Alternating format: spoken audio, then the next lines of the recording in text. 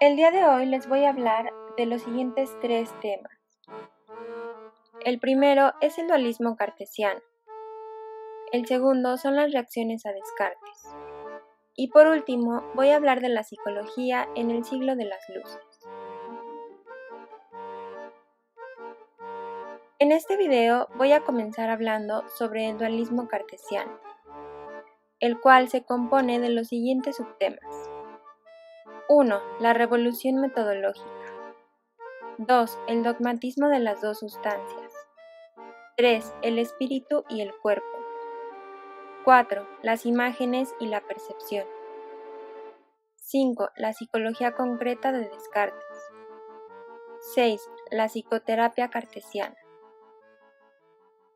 1. La revolución metodológica. La obra de René Descartes constituye un punto de referencia incomparable, por cuanto introduce el problema del psiquismo humano en el meollo mismo de las preocupaciones. Descartes estableció que se puede dudar del cuerpo y del mundo, pero no del pensamiento. Una vez desacreditados los conocimientos sensibles por los argumentos del escepticismo, hay realidades inquebrantables que permanecen. Por ejemplo, 1 más 1 siempre sumarán 2, y el triángulo siempre tendrá 3 lados. Por otro lado, del lado del sujeto está la evidencia del cogito. Buena parte del saber tradicional está basado en la experiencia sensible, en lo que vemos, en lo que percibimos. ¿Cómo es posible considerar como cierto e indudable un saber que se origina en los sentidos si estos a veces nos engañan? ¿Nunca os ha pasado que vais tranquilamente por la calle y se os aparece un dragón, que luego resulta que no era un dragón, que era un unicornio? ¿No? ¿Nadie? Bueno, pero a veces sí nos engañan. Fijaos en esta foto. Seguro que algunos os estáis asustando. Fijaos bien, no es más que un señor sin pelo que está consultando su móvil. Como acabamos de comprobar, los sentidos a veces nos engañan, así que no vamos a aceptar que las cosas sean tal y como nos las representan los sentidos. Otra parte del saber, dice Descartes, se fundamenta en la razón y en su poder discursivo. Sin embargo, tampoco este principio parece totalmente certero, ya que en ocasiones nos equivocamos a la hora de razonar. Imaginemos que razono del siguiente modo. El amor es ciego, Dios es amor, luego Dios es ciego. A veces sin darnos cuenta razonamos de forma incorrecta, dando lugar a lo que conocemos como paralogismos. Por tanto, tampoco nos vamos a fiar de la razón discursiva para justificar el saber tradicional. ¿Y qué hay del saber matemático? Este sí que parece indudable, ¿no? 2 más 2 suman 4 en cualquier circunstancia y en cualquier estado. Descartes tampoco se conforma con el saber matemático. Dice, imaginaos que existe un genio maligno y engañador que, mofándose de mí, me lleva a considerar como evidentes cosas que no lo son. Como vemos, parece que nada se resiste a la duda cartesiana. Cuando Descartes duda de todo, no está imitando a los escépticos, pues estos suspenden el juicio, mientras que el plan de Descartes es todo lo contrario, conseguir algún fundamento que se resista a toda duda. Y lo encuentra del siguiente modo. Aunque quería pensar que todo era falso, era por fuerza necesario que yo fuese algo. Y al observar que esta verdad, pienso, luego soy, era tan firme y tan sólida, que no eran capaces de conmoverla, ni siquiera las más extravagantes hipótesis de los escépticos, juzgué que podía aceptarla sin escrúpulos como el primer principio de la filosofía que yo buscaba. Por fin encontramos la primera certeza que estábamos buscando. 2. El dogmatismo de las dos sustancias. El cartesianismo saca a la luz el dualismo del espíritu y de la materia, y la dualidad del hombre en cuanto es cuerpo y espíritu, de los cuales solo el primero está sometido a la necesidad y a la destrucción. En sus principios de filosofía, Descartes expone las leyes de choque. Afirma que la evidencia misma debe inclinarse ante la garantía de la evidencia racional. Y las demostraciones de todo esto son tan ciertas que aun si la experiencia pareciese hacernos ver lo contrario, estaríamos no obstante obligados a dar más fe a nuestra razón que a nuestros sentidos. En las segundas objeciones, recogidas por Mersenne de boca de diversos teólogos y filósofos, contra la segunda, tercera cuarta, quinta y sexta meditaciones, se le preguntó a Descartes lo siguiente: ¿cómo demostráis que un cuerpo no puede pensar o que los movimientos corporales no son el pensamiento mismo? Y a esto él respondió: puesto que el cuerpo y el espíritu son realmente distintos. Ningún cuerpo es espíritu, por tanto, ningún cuerpo puede pensar. Descartes dice que para acordarse de los pensamientos que el espíritu concibió una vez mientras estuvo unido al cuerpo, es necesario que queden algunos vestigios impresos en el cerebro, y que el espíritu, volviéndose hacia él y aplicando a ello su pensamiento, llega a acordarse. Por otra parte, Descartes hace una distinción entre las funciones animales y las específicas del espíritu humano. Pero yo, habiéndome dado cuenta de que el principio por el cual somos nutridos es enteramente distinguido de aquel por el cual pensamos. Si el ser humano tiene la facultad de pensar desde su procreación, ¿de qué clase de pensamiento puede tratarse entonces? Descartes habla de vestigios impresos en el cerebro, es decir, de la memoria como de un fenómeno que pone en juego al alma y al cuerpo. Se reconoce al alma sin cuerpo la concepción de ideas puras de sustancia, pensamiento, espacio infinito, absolutamente independientes de las sensaciones. Descartes aísla el cogito para atribuirlo a una sustancia en sí. Y vimos cómo Descartes llega a la conclusión de que existen tres sustancias. La primera sustancia que encuentra es la res cogitans. Esto quiere decir en latín la cosa que piensa. Descartes nos describe en la tercera meditación el ejercicio que llevó a cabo antes de encontrarse con la res cogitans. Es sencillo. Si queréis lo podéis intentar en vuestras casas. Tenéis que cerrar los ojos, taponar vuestros oídos y bloquear los sentidos. Y apagad el móvil. El siguiente paso es que converséis con vosotros mismos. Esa voz interior que escucháis sería algo así como lo que Descartes identificó con la res cogitans. Descartes se da cuenta de que si piensa, entonces tiene que existir, pues pensar está implícito en el existir.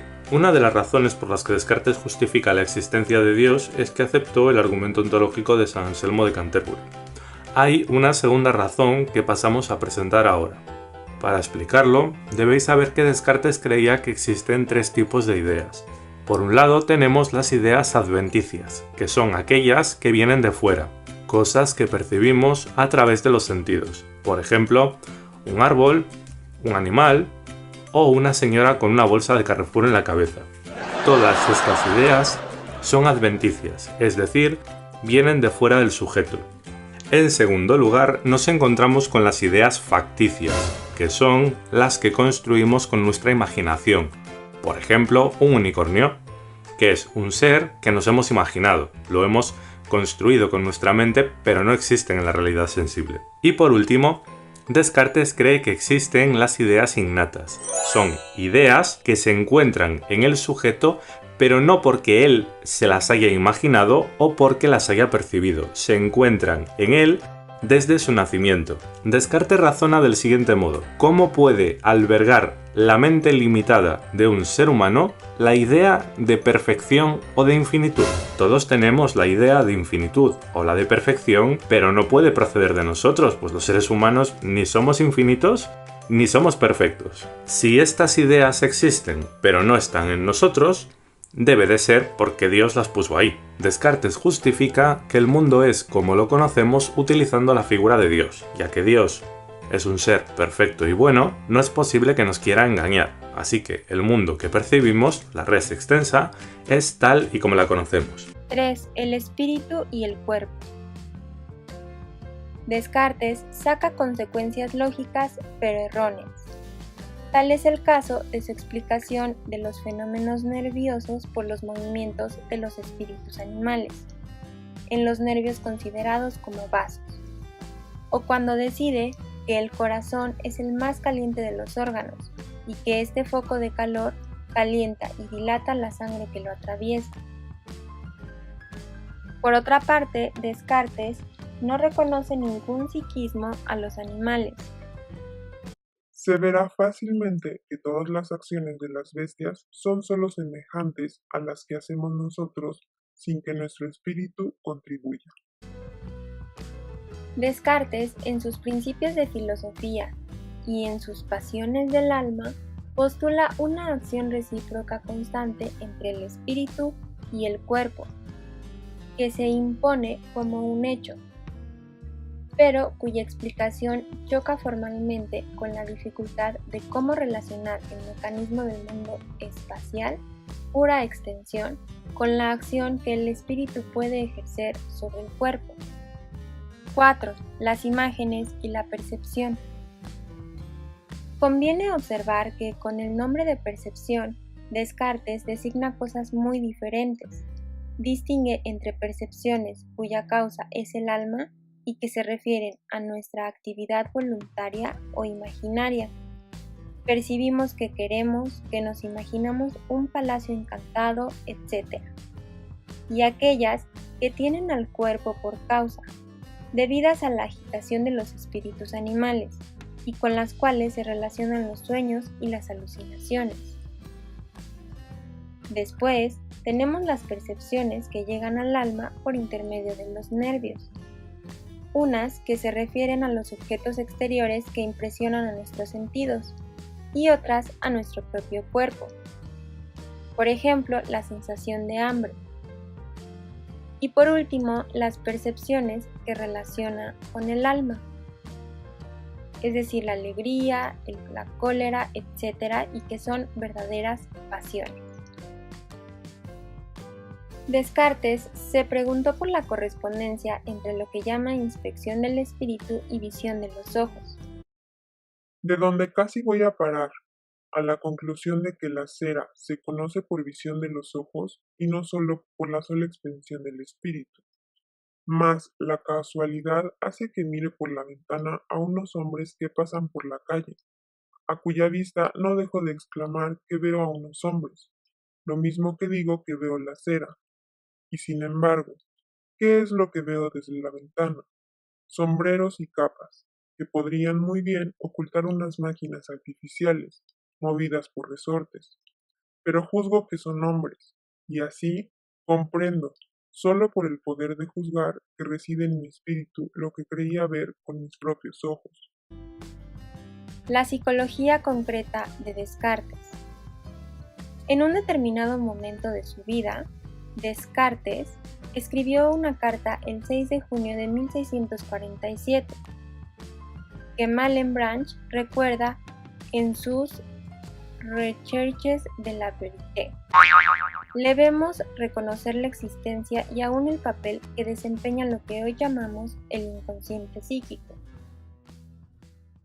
Cuando fui niño, amé a una niña de mi edad que era un poco visca, en virtud de lo cual la impresión que le hacía por la vista en mi cerebro cuando miraba sus ojos extraviados se unía de tal modo a la que se hacía también para conmover en mí la pasión del amor. De largo tiempo después, al ver personas viscas, me sentía más inclinado a amarlas que a amar a otras, simplemente porque tenían este defecto.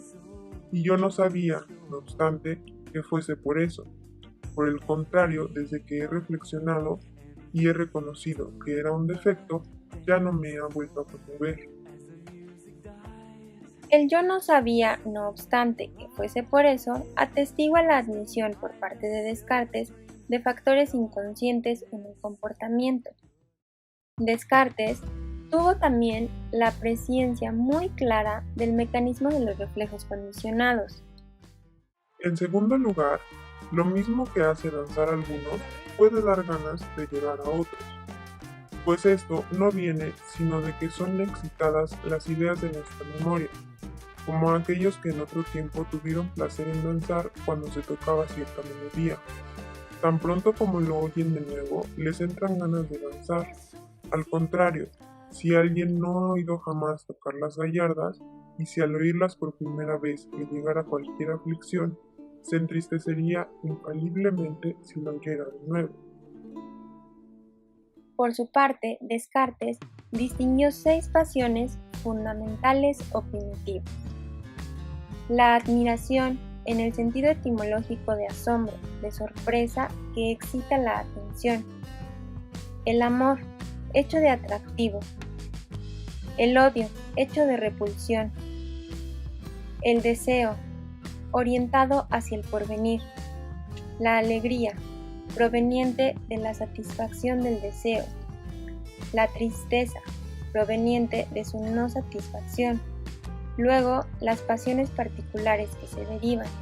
De manera general, la psicoterapia racional de las pasiones del alma tiende a demostrar que el pensamiento y la voluntad pueden asegurar la liberación interior del hombre, cuya capacidad de formar juicios constituye el más acto signo de su libertad.